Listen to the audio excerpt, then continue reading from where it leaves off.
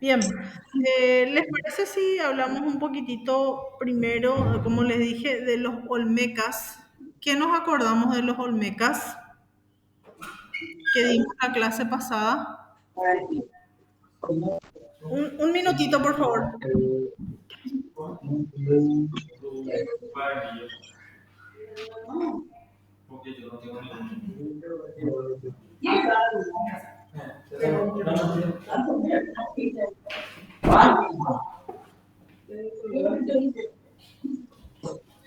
Bien, entonces, le estaba preguntando yo, ¿se acuerdan de los olmecas que dimos la clase pasada?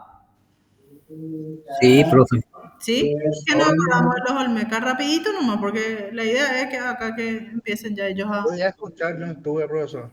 a trabajar. Era la cultura más antigua de Mesoamérica Sí, y que habitaron las costas del Golfo muy bien. de México en los estados de Veracruz y Tabasco.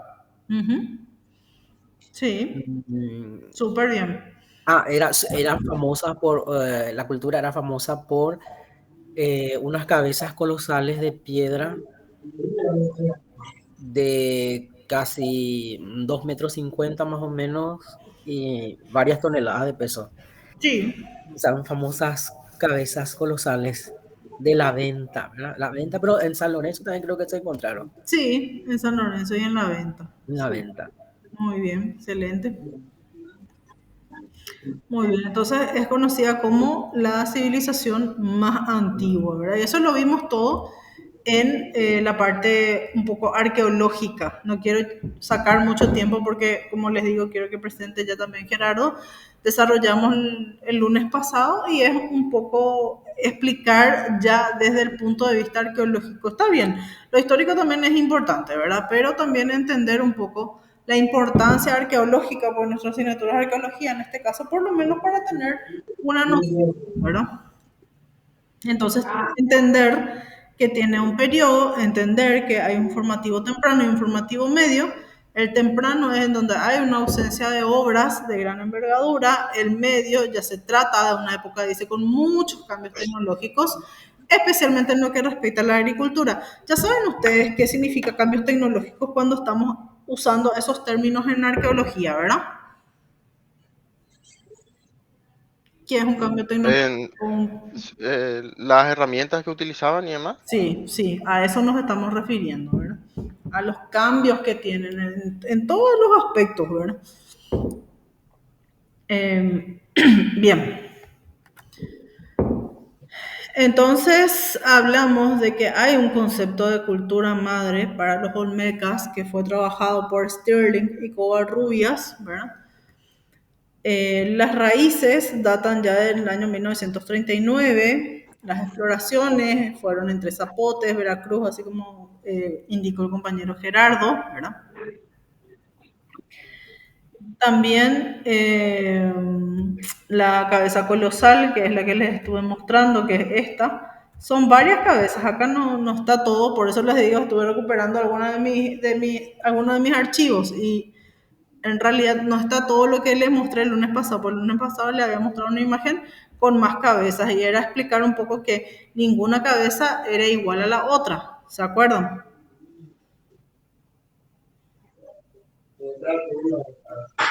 Más o menos, por lo menos.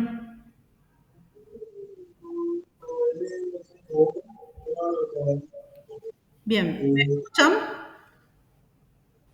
Yo te escucho bien, profe. Ah, bueno, Yo también. perfecto. Bien, Gerardo, voy a empezar entonces a proyectar el PowerPoint que me Ok, pasaste, ¿está bien? muy bien. Profe, ¿cuántos minutos tengo para no tomar tanto tiempo y darle también paso a Fiorella, más o menos? ¿Y 25 te parece? Sí, Hasta ok, 8 y 10 y cuarto, vamos bien, porque son menos 10. ok, Genial. Vos me vas diciendo cómo cambiar, ¿eh? Yo dale. proyecto, entonces yo ya no les veo a ustedes. Bueno, siguiente, profe, por Dale. favor. Sí. Bueno, a mí me toca hablar un poco de las culturas de Mesoamérica. La profe ya había empezado con los olmecas, que es la más antigua, y yo elegí dos otras dos que son Teotihuacán y los zapotecas. Podemos pasar al siguiente. Sí. Bueno, antes de entrar en tema, vamos a definir lo que es Mesoamérica.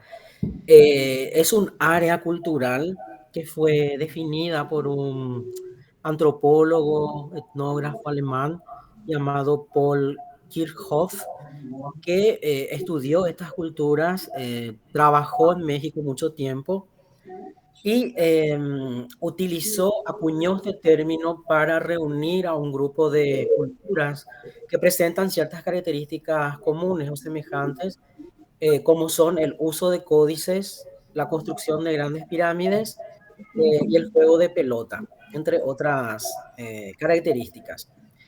Esta región abarca desde la mitad de México, el centro de México, hacia el sur.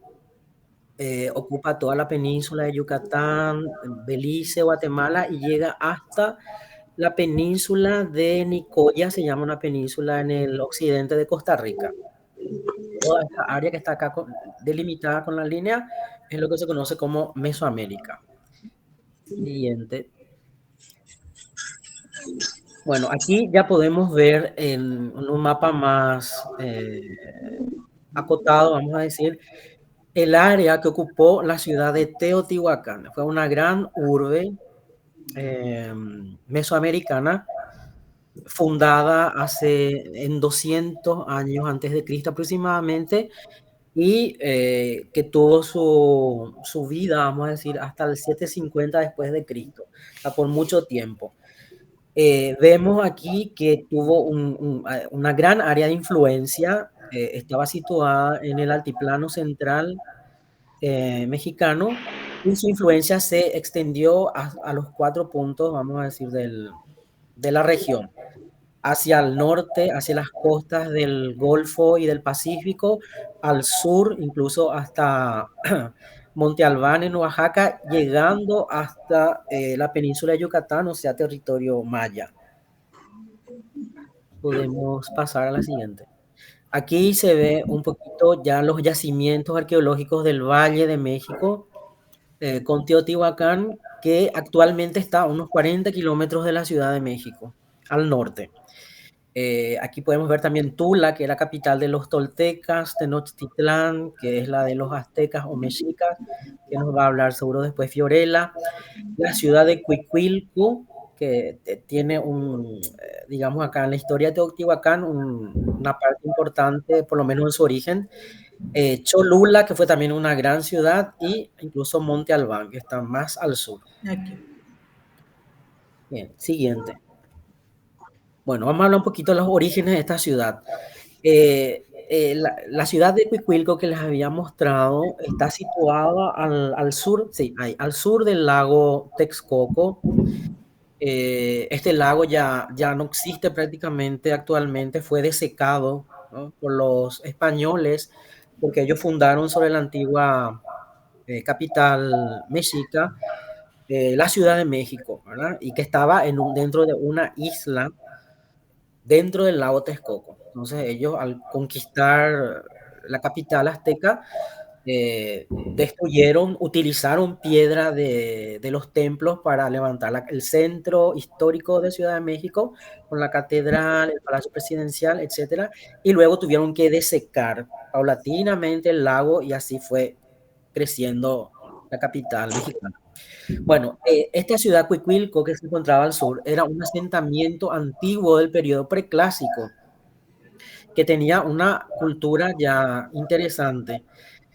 Sin embargo, dice la historia, cuenta que fue arrasada por la erupción de un volcán, el volcán Xitle, en el 275 después de Cristo. Los supervivientes de la ciudad abandonaron y fueron a buscar nuevas tierras y se reubicaron en la zona de Teotihuacán. Realmente se desconoce el núcleo original de la ciudad, quién fue el pueblo que fundó, cómo se llamaba este pueblo, qué lengua hablaba, porque Teotihuacán es una palabra que deriva del náhuatl, en la lengua de los aztecas, y significa la ciudad de los dioses. Esta ciudad ya fue destruida, fue abandonada por causas que no se conocen todavía. Hay muchas hipótesis que plantean los arqueólogos, pero no hay ninguna definitiva. En 750 después de Cristo, cuando los aztecas, en su largo viaje de migración del norte de México, suroeste de Estados Unidos, cruzaron la altiplanicie mexicana, ¿verdad? Se encontraron con esta ciudad ya totalmente abandonada muchísimos siglos después de su caída, nació su abandono. Hay que recordar que los mexicas llegaron más o menos al valle en 1300, en 750 aproximadamente, la ciudad ya fue totalmente abandonada y ellos fundaron su capital Tenochtitlán en 1325, más o menos. Entonces, ellos ya se encontraron con una ciudad totalmente abandonada, enorme, que les impactó, les llamó la atención y le llamaron Teotihuacán, que significa la ciudad de los dioses en lengua náhuatl. Bueno, esta ciudad es un enigma prácticamente para los arqueólogos. Se sabe muy poco, como dije, no se conoce la lengua. Teotihuacano se les llama simplemente por darles un nombre. Algunos dicen que fue fundada por los otomíes, que es uno de los pueblos más antiguos de México y que forman parte de la familia lingüística otomangue. La ciudad fue poblada por muchos grupos. Aquí podemos ver que también fue, digamos, habitada por varias etnias. Entre ellas se pudo distinguir un barrio zapoteco de ceramistas, pero también había grupos mayas, grupos del Golfo de México. Era una ciudad muy cosmopolita. Se localizaba en un valle fértil, irrigado por ríos, tenía bosques, el terreno era muy propicio para la agricultura y sobre todo tenía, no lejos de la ciudad, canteras de obsidiana. La obsidiana es una piedra volcánica que fue muy apreciada por todos los pueblos mesoamericanos para fabricar herramientas de corte y armas cortantes como puntas de flecha o cuchillos. Cuchillos principalmente para varios usos, entre ellos, digamos, la parte de los sacrificios, ¿verdad? Cuchillos sacrificiales. Ustedes saben que ellos practicaban los sacrificios humanos, ¿verdad? Cortaban, abrían el pecho de la víctima, extraían el corazón y el derramamiento de sangre era muy importante. Bueno, vamos a pasar, por favor. Sí. Aquí vemos rápidamente así un friso o una línea del tiempo de las más importantes culturas mesoamericanas. La olmeca, la más antigua, está en el periodo preclásico. La teotihuacana va del 100 antes de Cristo al 150 después de Cristo. Entonces se desarrolla mayormente durante el llamado periodo clásico. Y luego viene la zapoteca, que se extiende mucho antes, en el periodo preclásico, entre 500 y 1200 después de Cristo. Y la última importante es la mexica, que fue la que encontraron, digamos, los españoles cuando llegaron. También habían otras que ya estaban llegando a su fin, digamos, pero esta fue la más importante, la que sojuzgaba a todos los demás pueblos, ¿verdad? La más que se estaba expandiendo. Podemos pasar a la siguiente. Bueno, aquí ya hablamos un poquito de la economía. Era digamos, un importante centro comercial también la ciudad, que atraía mucha población. Se convirtió en la mayor urbe del centro de México y solamente podían compararse con ella. Dice Monte Albán, en Oaxaca, capital de los zapotecas, y la ciudad de Cholula, en el valle poblano tlaxcalteca. Aquí vemos una punta de lanza hecha con obsidiana. Y estos son ejemplos de la piedra, que tienen diferentes colores. Normalmente es más bien verduzca a negra. Un color oscuro tiene. Bueno, podemos pasar. También la ciudad se distinguió por su fabricación de cerámica, que fue muy promocionada en todo el Valle de México. Aquí vemos unos ejemplos, un vaso trípode y una vasija con forma de perro recostado. siguiente, por favor.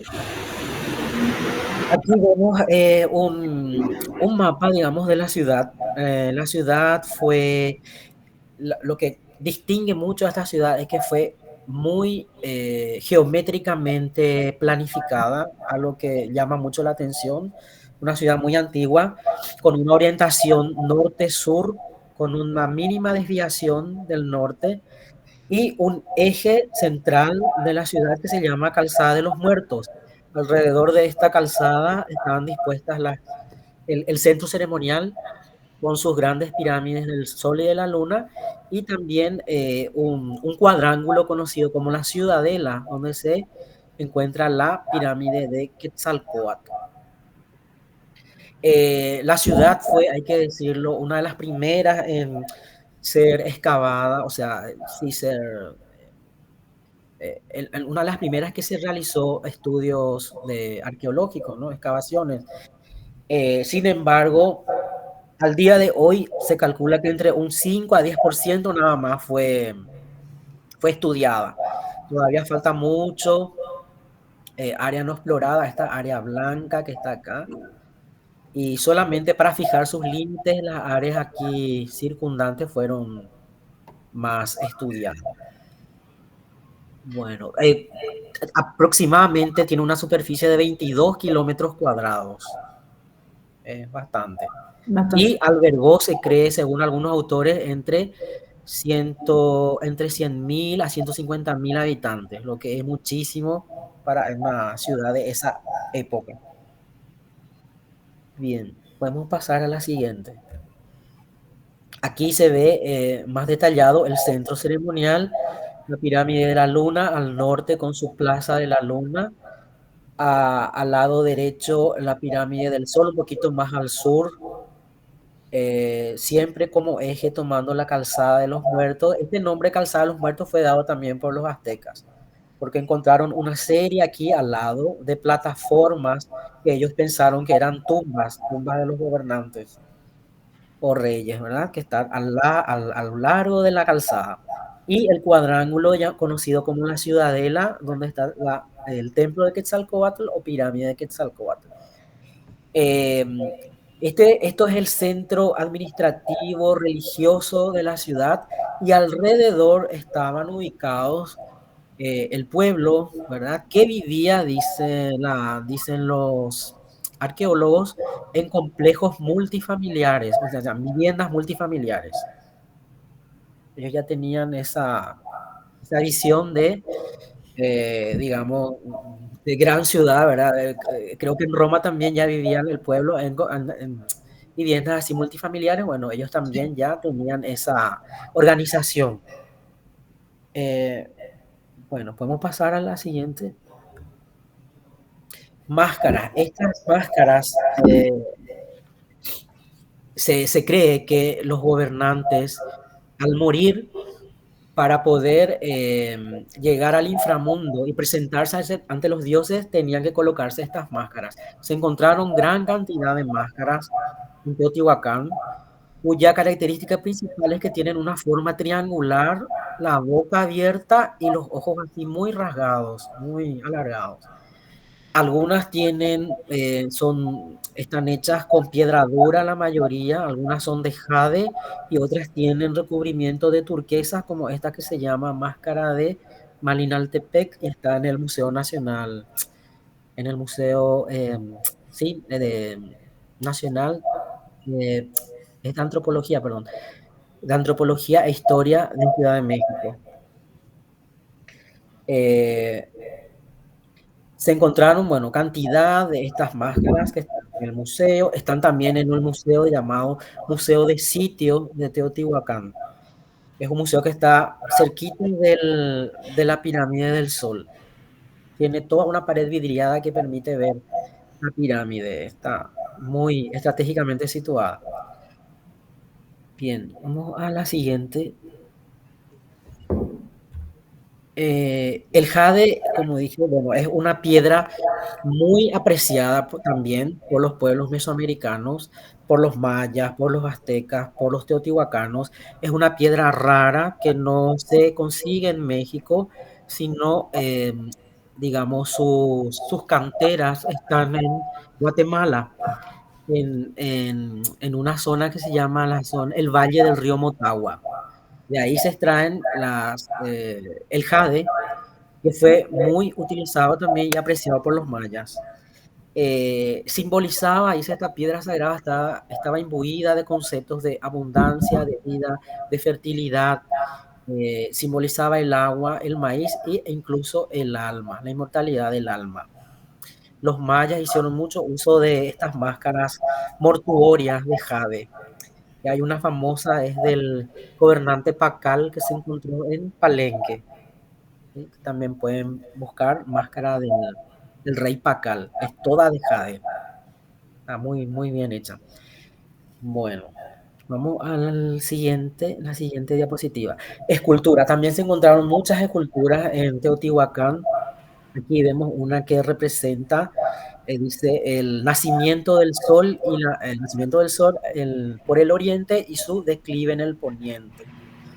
Y este gran monolito de piedra en andesita, que es una piedra volcánica, de la diosa Xalchiuhtlicue, diosa del agua. Esta es esposa o hermana del dios Tlaloc, también un dios de la lluvia y la fertilidad. Bueno, esta mide casi 3,20 de altura y pesa más de 16 toneladas. Bastante grande. Y en la siguiente. Bueno, y aquí vemos ya la fachada de la pirámide del Sol, el principal monumento que atrae, ¿verdad?, a los turistas. Esta pirámide en realidad fue muy, muy restaurada por un arqueólogo llamado Leopoldo Batres.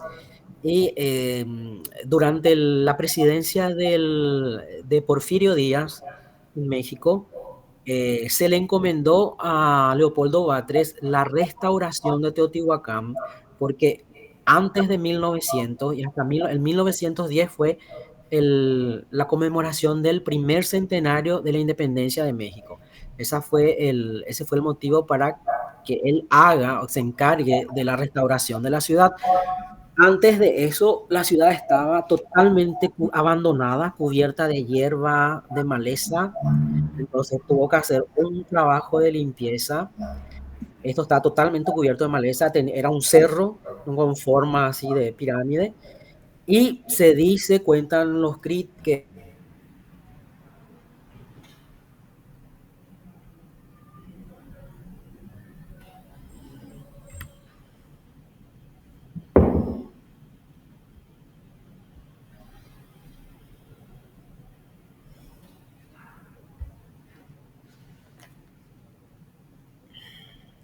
cuatro cuerpos principales, más o menos creo que se conservará por lo menos elementalmente como era. Bien, tiene 65 metros de alto, no es muy alta, y la base es de 225 metros. Es bastante grande. Podemos pasar a la siguiente. Aquí se ve una perspectiva de la ciudad, del centro ceremonial de Teotihuacán, visto desde la cima de la pirámide de la Luna y la Plaza de la Luna, que es lo que tenemos acá al frente. Y vemos la calzada, que es su eje norte-sur, y en el ángulo superior izquierdo vemos la pirámide del Sol. La pirámide de la Luna está más hacia, ya no sale, ¿verdad?, porque desde allí fue tomada la fotografía. Es enorme, como acá vemos, la plaza es enorme. Creo que la calzada mide como 2 o 2,5 kilómetros de largo y tiene como unos 40 metros de ancho. Es bastante ancha. Podemos pasar a la siguiente. Aquí está la pirámide de la Luna, que está mucho más, posee más, digamos, más cuerpos. Acá vemos una plataforma en su fachada principal con una escalinata. Esta plataforma es muy típica del arte teotihuacano, de su arquitectura. Se encuentra a todo lo largo del eje de la calzada de los Muertos estas plataformas superpuestas con escalinatas. Bueno, vamos a pasar a la siguiente.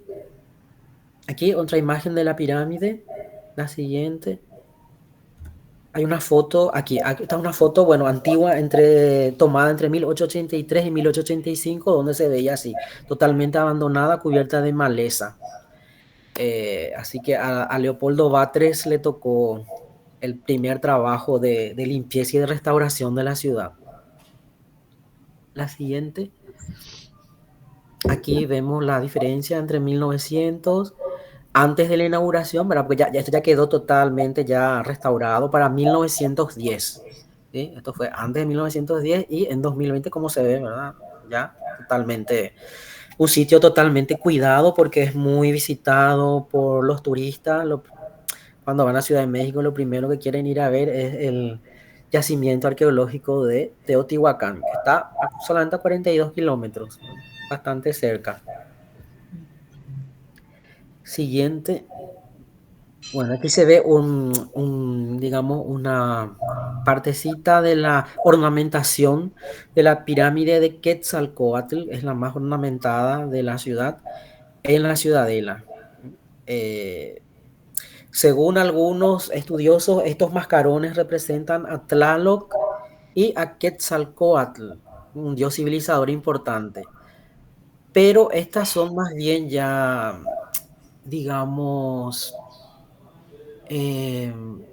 tanto Tlaloc como Quetzalcóatl sí ya era un dios tolteca y Tlaloc ya es más bien azteca, ¿verdad?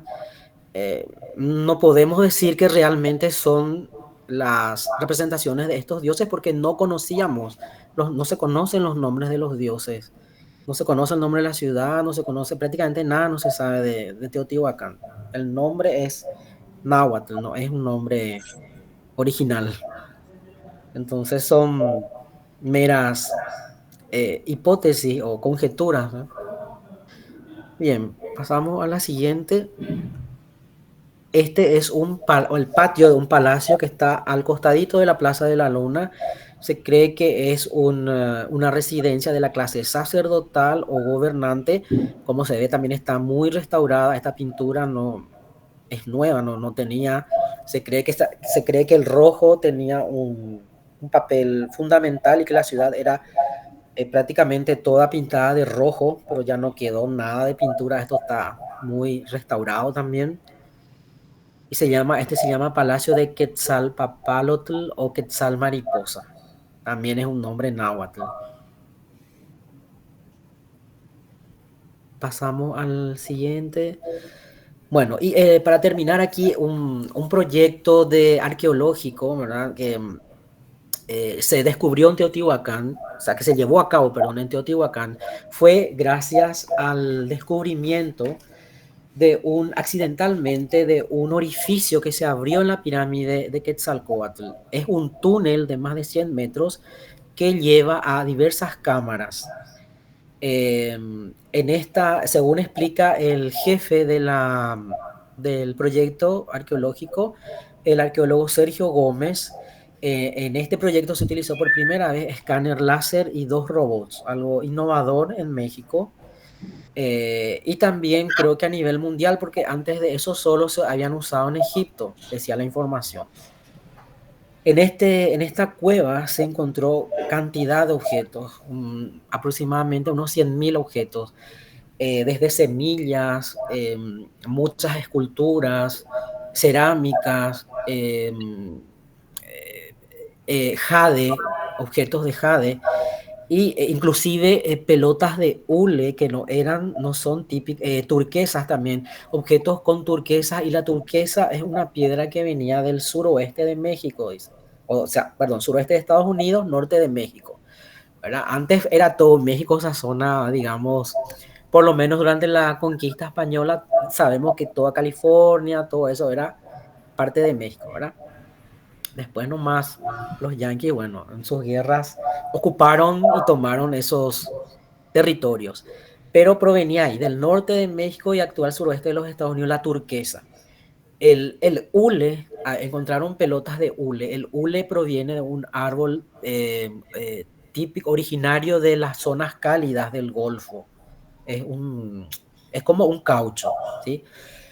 Y estaban pelotas así de hule, se encontraron que, o sea, lo que da a entender es que cantidad de gente se movía por esta ciudad, gente del mundo maya, de las costas del Golfo de México, de Monte Albán, de la zona de Oaxaca, etcétera.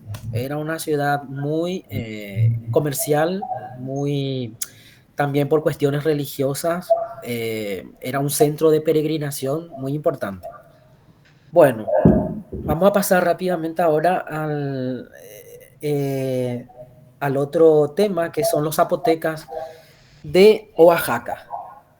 Podemos pasar nomás ya a esta parte. ¿No? Aquí, bueno, aquí se ve un robot, el robot este que iba recorriendo el túnel, ¿verdad?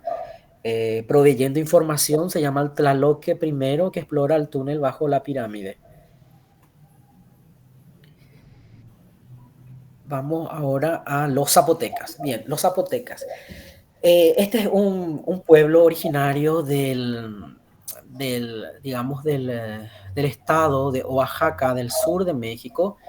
El nombre zapoteca tampoco no es propio de ellos, les fue dado por los aztecas o los mexicas y significa en lengua náhuatl eh, Zapotecatl, que quiere decir el pueblo del zapote. El zapote es un árbol frutal típico de México. Pero ellos, los zapotecas, así mismo se denominaban Binitza, que significa el pueblo de las nubes. Conocemos poco también sobre el origen de este pueblo y a diferencia de otros grupos étnicos de Mesoamérica, no tenían una tradición o una leyenda sobre su migración, sino que ellos mismos crearon o dicen que nacieron directamente de las nubes.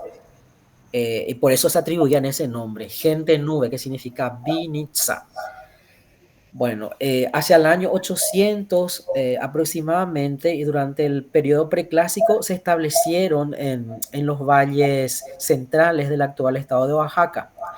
Entonces, al mismo tiempo, dice, mientras Teotihuacán florecía en el centro de México y en las ciudades mayas del sureste, Monte Albán fue un centro importante ceremonial construido en lo alto de un cerro. Ellos le denominaban tengo acá anotado, a su ciudad realmente, no, Monte Albán es un nombre dado por los españoles. Ellos les llamaban Dani, así, Dani como el nombre, Va, que significa montaña, montaña erguida o montaña del jaguar.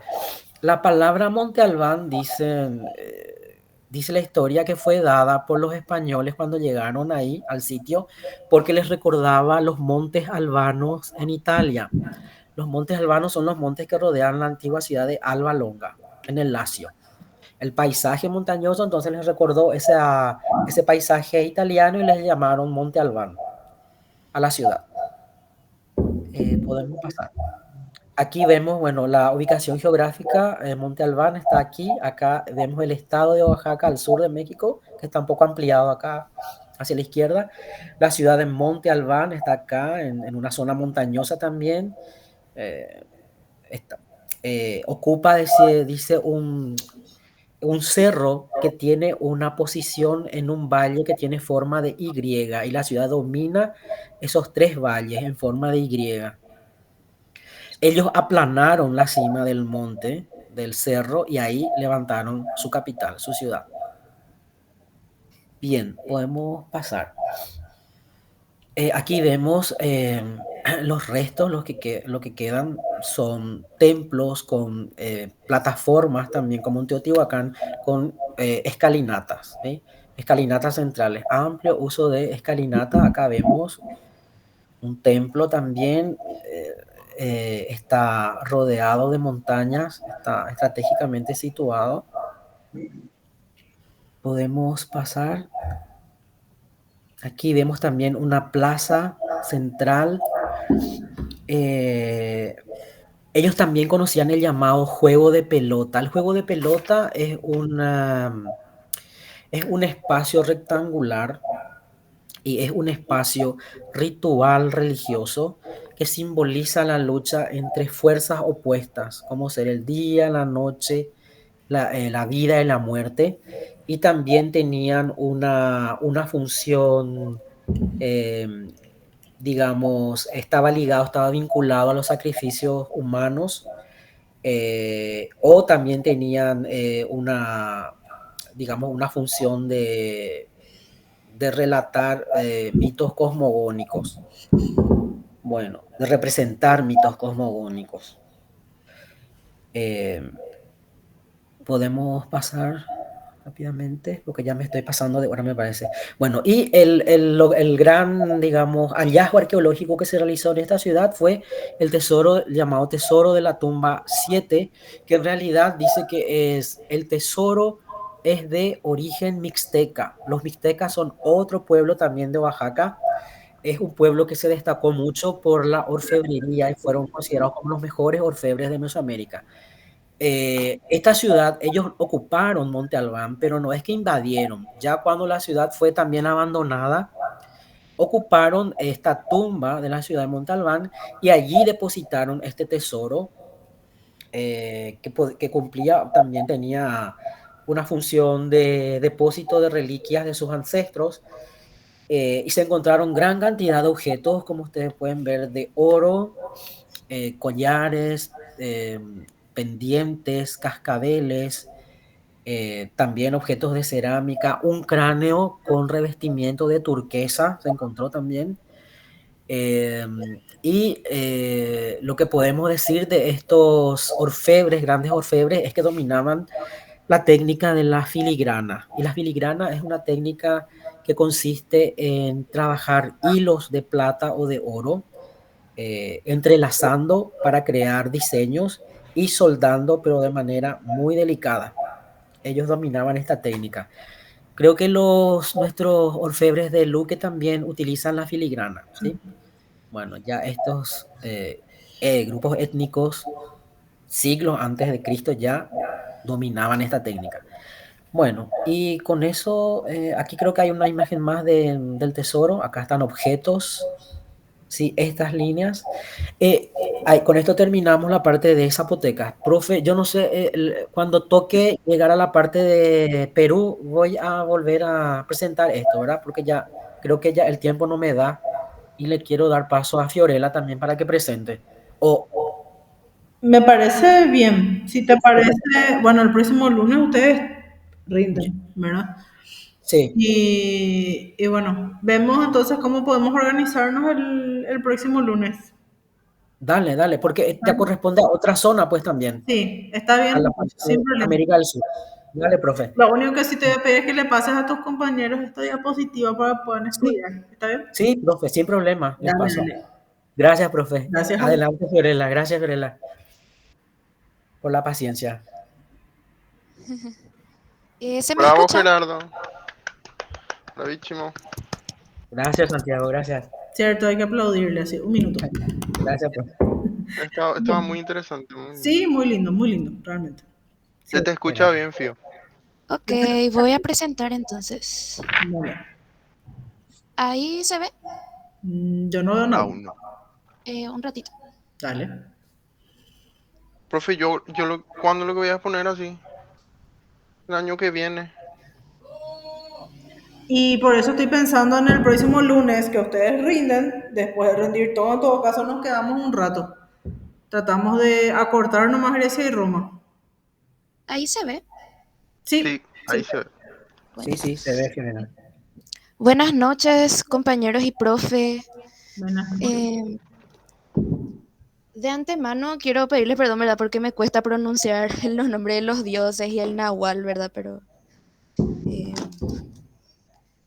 No te preocupes, todos estamos en proceso de aprendizaje. Vos no tengas vergüenza por eso. A todos nos pasará. dale. A mí también con el quechua, así que. Para empezar a hablar de los aztecas, ¿verdad? Eh, Como dijo el compañero, también se les conoce como México y fue uno de los pueblos más influyentes y estudiados del México prehispánico. Se le relaciona con Aztlán, un lugar mítico cuyo paradero real no está determinado, pero ahí es de donde deriva el nombre azteca, aunque ellos se identificaban como mexicas. Cuando hablamos de sus orígenes, ¿verdad? Mucho se pierde entre los mitos y leyendas, pero como comenté, se les relaciona con Aztlán, que no tiene un paradero real, no es determinado aún. Los relatos más aceptados indican que parte de grupos migrantes que habían salido del norte de la zona del lago de Salado, cerca del desierto de Utah. Y tras un largo trayecto que incluyó estancias en cuevas de Nuevo México, los mexicas llegaron al altiplano central de México alrededor de 1215. Otros grupos náhuatl, como los toltecas, ya se habían asentado y asimilado las culturas y técnicas agrícolas locales, aunque los recién llegados aztecas fueron inicialmente marginados y sometidos al vasallaje por los pueblos establecidos. Su capacidad de organización social y de estrategia, espíritu combativo les permitió escalar otra vez más rápidamente en el poder y la escala social, ¿verdad? Y así fue como se establecieron de nuevo en el poder. Se establecieron en el islote del lago Texcoco, donde fundaron Tenochtitlán en 1325, lo que se convertiría en la capital de su imperio. Su sociedad estaba fuertemente jerarquizada y contaba con una clase dirigente que combinaba el poder político, el militar y el religioso, y su cosmovisión era muy completa, sustentada por la mitología de los dioses como Tlacalel y Chismotos. En la mayoría de las ciudades aztecas, menos Tenochtitlán, se ubicaron en las llanuras aluviales aprovechadas para el riego, convirtiendo el Valle de México en una región muy productiva. Bueno, acá está el mapita. Como ven, Aztlán era una región, un lugar que no está determinado, pero ahí es donde dice. Después tenemos lo que serían los materiales de técnica de construcción. Fueron constructores altamente calificados, desarrollaron técnicas específicas para adaptarse a ese entorno lacustre del Valle de México. Usaban herramientas como cinceles, navajas de obsidiana, piedras duras, cuerdas y cuñas con las que lograban cortar con precisión diversos materiales, como también dicen en la diapositiva, el tesontle y otros materiales como el cal, el adobe, la madera y el mortero. Emplearon técnicas como el uso de plataformas de cimentación y pilotes de madera colocados en formaciones compactas, lo que permitió levantar las estructuras duraderas para que el terreno no sea inestable. Esta obtención de materiales dependía mucho en el comercio, y los productos provenientes de las ciénagas como peces, ranas y algas se intercambiaban por materiales de construcción como roca, cal, adobe y escombro. Otras regiones fuera del entorno lacustres también se empleaban maderas como el pino, el roble para construir vigas, techos y marcos de puertas. Era común el uso del mortero, cal para estuco y piedra suelta, en especial la que se traía de las costas. Eran muy habilidosos para trabajar la piedra, y esto se notó mucho durante el periodo colonial. Se integraron artesanos indígenas en la construcción de iglesias y edificios virreinales. Bueno, ahora quería comentarles sobre los templos piramidales. Estos eran obras fundamentales en el desarrollo urbano y espiritual de los aztecas. No eran edificios, simplemente simbolizaban las montañas sagradas, consideradas la fuente de fertilidad, agua y morada de los ancestros. Y se encargaban estas construcciones del concepto de Altepet, que era entendido como el corazón de la ciudad, repleto de aguas fertilizadoras, y funcionaba como centros rituales donde se mantenía el orden cósmico. Más allá de su función religiosa, eran centros de poder político y social, al realizarse ahí ceremonias estatales, reforzando la unión entre la religión y la política, y la autoridad del emperador como intermediario entre los dioses y el pueblo. Y cada templo estaba asociado a una deidad específica. Bueno, esta es la pirámide de la luna que ya había comentado el compañero Gerardo, ¿verdad? que está ubicada en Teotihuacán, en el Estado de México. Es el segundo edificio más grande del sitio, superado únicamente por la Pirámide del Sol, que cuenta con más de 45 metros de altura y una base de 140 por 150 metros, ¿verdad? Se alza como simbólicamente ay, perdón, es fundamental para marcar el extremo del norte de la calle de los Muertos, que es una de las zonas principales de la antigua ciudad. Esta ubicación, con su integración con la plaza, hace un escenario para la realización de rituales y ceremonias de alto contenido simbólico. Entre 1998 y 2004 se realizaron excavaciones en la pirámide de la Luna bajo la dirección de los arqueólogos Rubén Cabrera y Saburo Sugiyama, y abrieron un túnel de 43 metros de largo dentro del edificio. Como resultado, se encontraron como los 50 rituales se ofrecieron evidencia concreta de prácticas de sacrificio humano en Teotihuacán. Estos hallazgos incluyeron restos humanos de capitales, cuerpos de guerreros y dignatarios extranjeros, lo que permitió interpretar el carácter ceremonial y político de estas construcciones.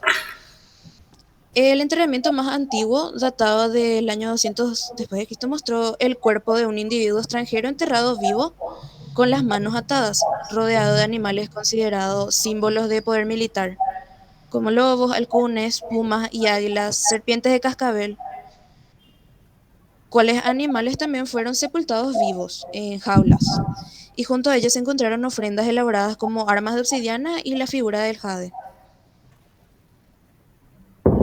Estos serían... Ok, ahora sería lo de la pirámide del Sol, que también está ubicada en Teotihuacán.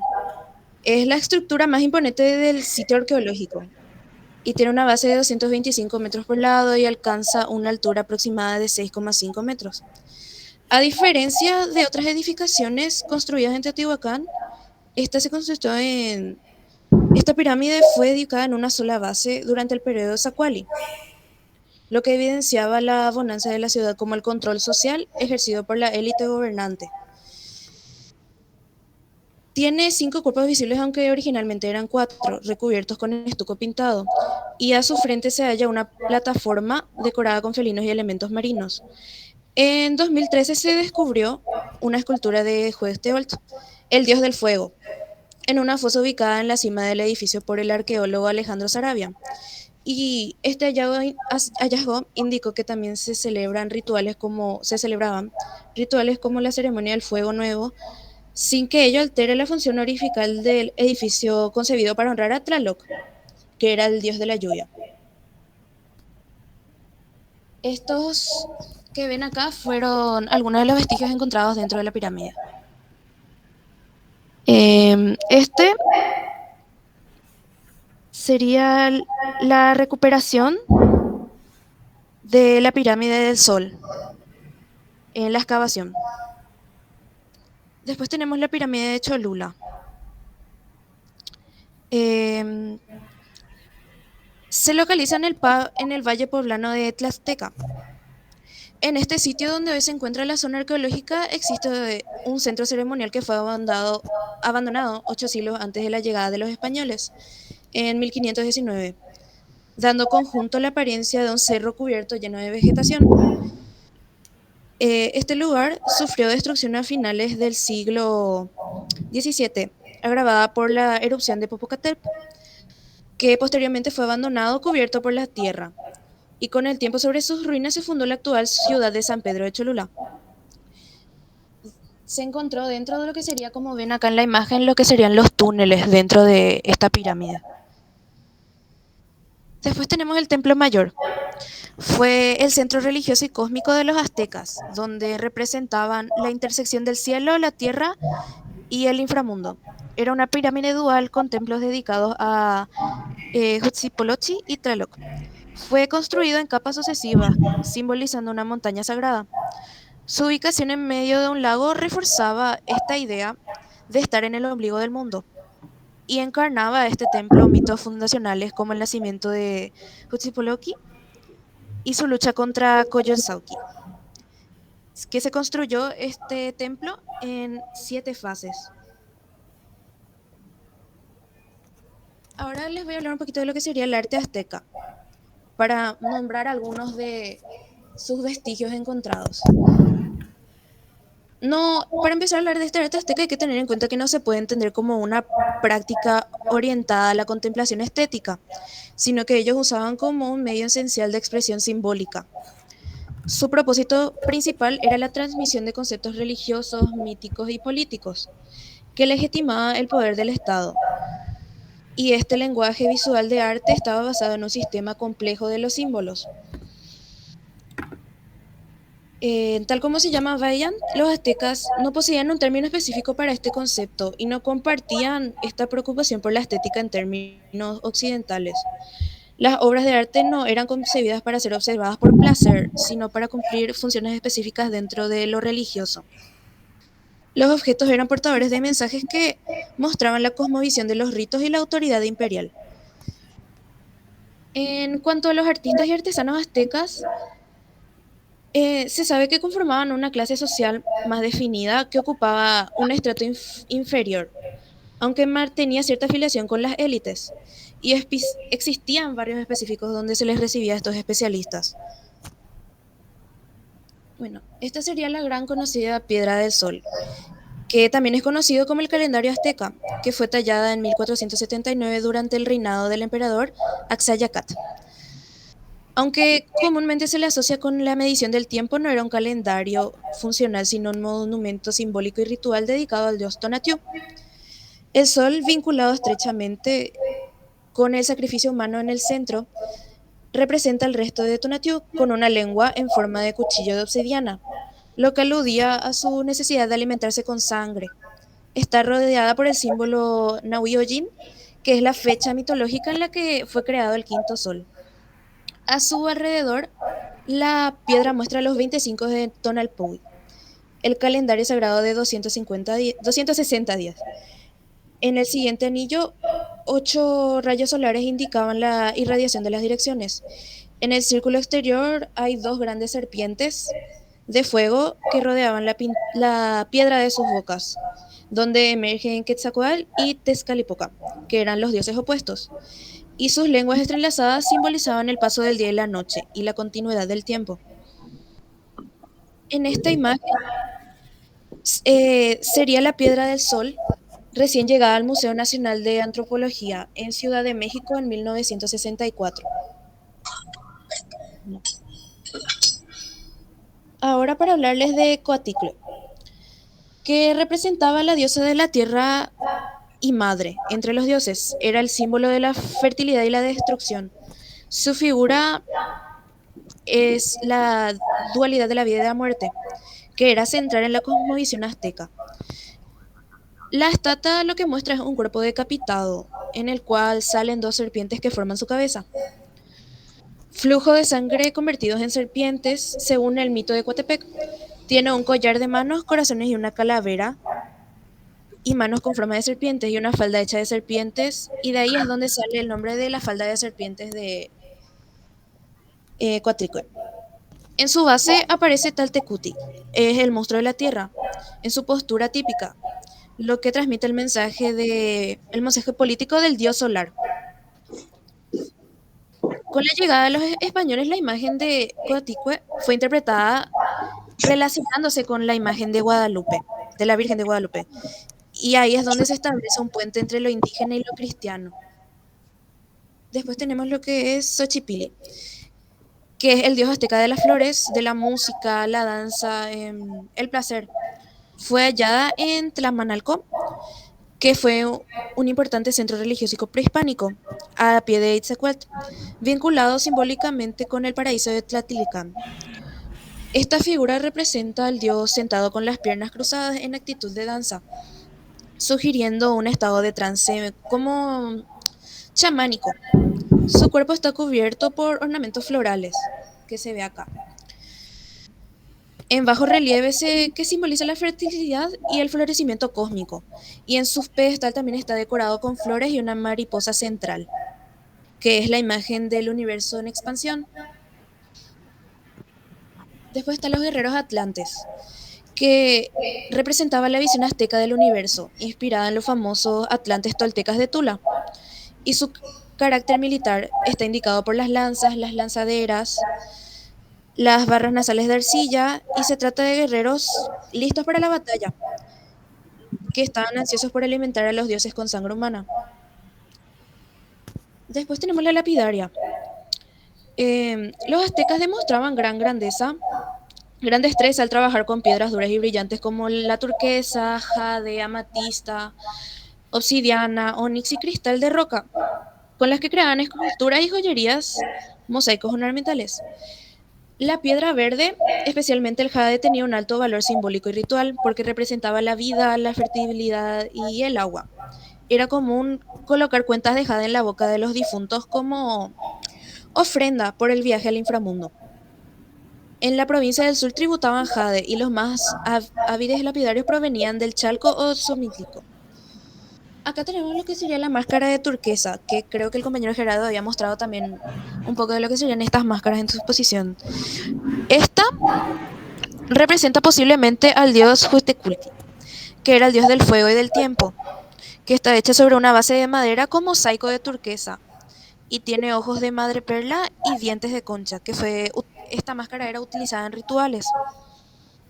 Después tenemos el pectoral de serpiente, que representa las serpientes entrelazadas con incrustaciones de turquesa, con las fauces abiertas que simbolizan las puertas de Mictlán. Se le asoció con Quetzalcóatl y los rituales vinculados al nacimiento de Huitzilopochtli. Después tenemos... Me pasé. Acá. El cuchillo de los sacrificios, que era utilizado para extraer los corazones en los sacrificios humanos. El mango muestra una figura asociada con Tonatiuh, que posiblemente también alude a Cicualt, el arma de Huitzilopochtli, que era este dios. Y después tenemos los cuchillos con rostro, que fueron hallados en el Templo Mayor y representa un dios menos relacionado con Tepac y el sacrificio. Su diseño alude a Tezcatlipoca y su aspecto como viento negro asociado con la dirección norte y la muerte. Después la cerámica, que cumplía funciones tanto utilitarias como rituales y comprendía una gran variedad de objetos, como incenciarios, vasijas, copas, sellos, urnas funerarias, en las que predominaban las anaranjadas y rojas, muchas de las cuales venían de Texcoco, las bruñidas y decoradas con diseños lineales en negro, blanco o amarillo, y en ocasiones se le incluían motivos como calaveras y vasos cruzados, vinculados a los contextos ceremoniales más que nada. Acá tenemos la vasija con máscara de Tlaloc, que parte de una ofrenda del Templo Mayor que estaba relacionada con el dios de la lluvia. La vasija muestra a Tlaloc con sus atributos tradicionales, ojos en forma de anteojera, colmillos y una serpiente como bigote. Representa el poder creador femenino aludiendo las montañas como fuente de fertilidad y agua. Después unas funerarias con imagen de Tezcatlipoca, que fueron descubiertas cerca del monolito de Coxayuqui, que contenía restos de guerreros cremados. Muestra el Tezcatlipoca armado rodeado por una serpiente emplumada, portando un espejo humeante. Este dios era considerado como una entidad económica más que nada, como creador, protector de guerreros y símbolo del cielo nocturno. Después están estas flautas ceremoniales, que eran flautas de arcilla que eran tocadas durante festividades religiosas. Su forma de decoración variaba según el dios que celebraban. Una flauta con forma de flor era tocada por el sacrificado que encarnaba a Tezcatlipoca en la ceremonia de Tocat. Otra flauta representaba a Huitzilopochtli, que era el dios del fuego, a águilas, el símbolo solar y el guerrero.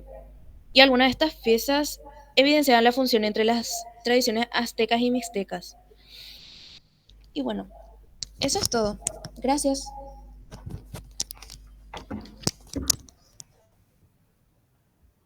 Muy bien, compañera. Muy bien, Gerardo. Gracias, Fiorella, muchas gracias. A ustedes.